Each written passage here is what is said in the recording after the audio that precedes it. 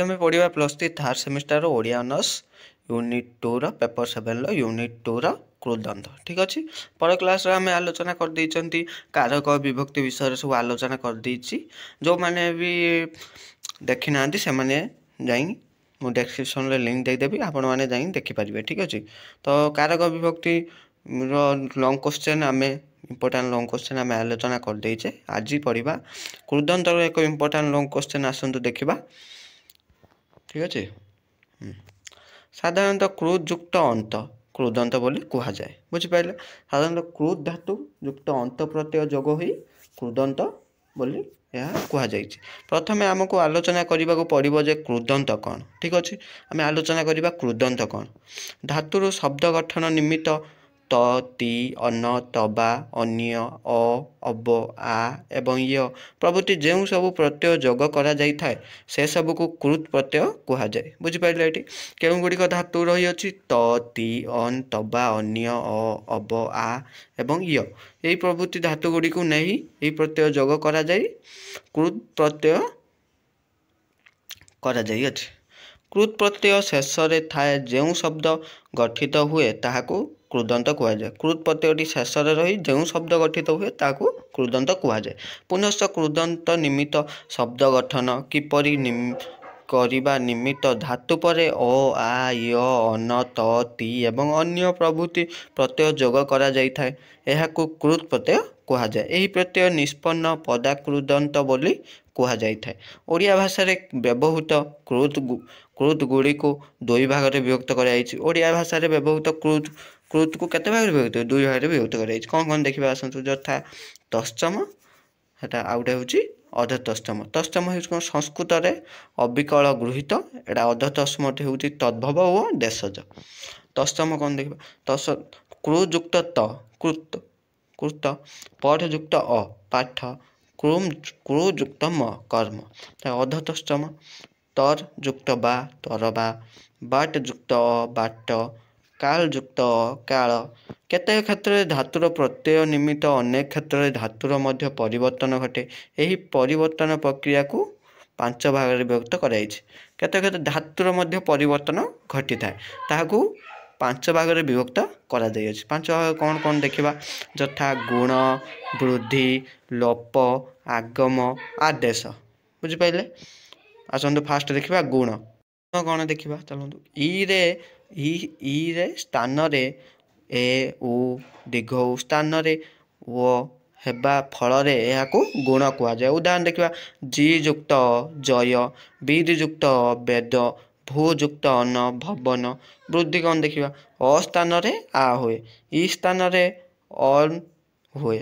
उदाहरण पठ युक्त पाठ भू युक्त क भावुक क्रू युक्त य कार्य। लोप कौन देखा बुझिपारे। ये प्रत्यय युक्त हेबा परे धातु व्यतीत कौनसी वर्णर अनदर्श को लोप करा जाए। उदाहरण हन युक्त त हत एठारे न लोप हैला बुझिपारे न एठी लोप हे गला हन युक्त त हैला हत एठारे न लोप हे मन युक्त त मत एठारे न लोप हे। तापर देखिबा आगम उदाहरण देखिबा आगमर क्रू युक्त य कृत्य भ्रू युक्त य भृत्य एठारे त वर्णर आगम होइछि। आदेश कौन देखिबा एक को उठाई सही स्थान रे अन्य को स्थापन करने को आदेश कह जाए। एक को उठाई सही स्थान रे अन्य को स्थापन करने को आदेश कह जाए। अर्थात धातु रे प्रत्यय जोग होई नुआ विपन्न शब्द गठन हेला बेले अनेक समय रे गोटी अक्षर परिवर्ते नूतन अक्षर स्थापन होता है यह को आदेश कह जाए बुझिपारे। आदेश कौन एक को उठाई सही स्थान रे अन्य को स्थापन करें ताको आदेश कह जाए। अर्थात धातुरे प्रत्यय जोग होई नुआ विपत्ति शब्द गठित होइथिले हेला बेले अनेक समय रे गोटी अक्षर परिवर्ते गोटी अक्षर थिबो ताकू ताहा नूतन अक्षर रे स्थापन करा गले ताकू आदेश कह जाए।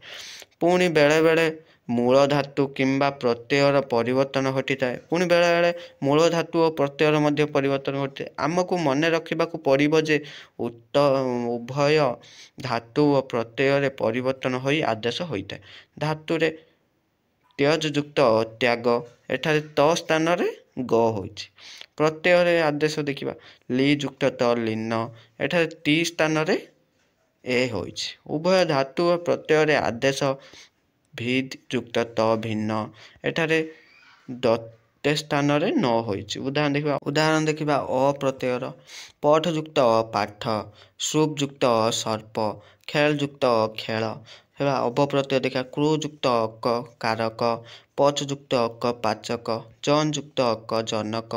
अन बा अण प्रत्यय देखिबा सार युक्त अन्न सारण हर युक्त अन्न हरण मर युक्त अन्न मरण।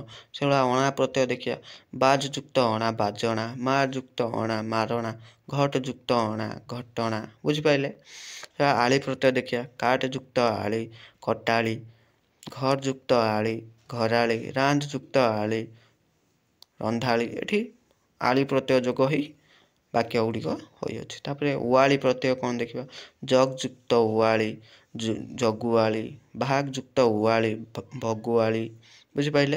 एठी उआली प्रत्यय जोग होइछि। तापरे ती प्रत्यय कौन देखिबा उक युक्त ती उक्ति त्रुप युक्त ती तृप्ति सम युक्त ती शांति मन युक्त ती मति।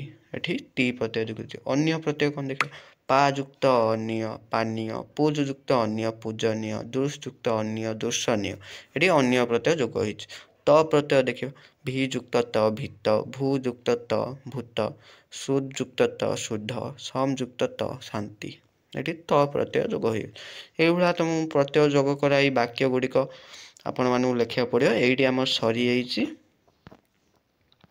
एइठी हमर सरी जाइछि कृदंतर एक इंपोर्टेंट लॉन्ग क्वेश्चन थी। जदि आपण मानू वीडियोटी भल लागिथिबो ता लाइक करिवे शेयर करिवे और सब्सक्राइब करिया को जमाई बोलिबानी। तो जदि आपण माने मो चैनल को नुआ करी आछंदी ता एही चैनल को सब्सक्राइब करी बेल आइकन ऊपर क्लिक कर दियंतु ऑल रे सेट कर दियंतु जहा कि मोर नुआ नुआ वीडियो आपण मानो पाखरे पहुंची पारिबो। आउ आपण मानो सांग मानू भी शेयर कर दियंतु जहा फल रे कि से माने भी पढ़िया पई सहयोग पाई पारिबे।